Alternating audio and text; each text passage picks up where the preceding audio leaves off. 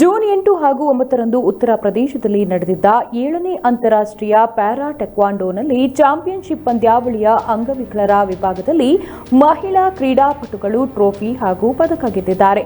ಅದರಲ್ಲಿ 5 ಬಂಗಾರದ ಪದಕಗಳು ಹಾಗೂ 2 ಕಂಚಿನ ಪದಕಗಳನ್ನು ತಮ್ಮದಾಗಿಸಿಕೊಂಡಿದ್ದಾರೆ.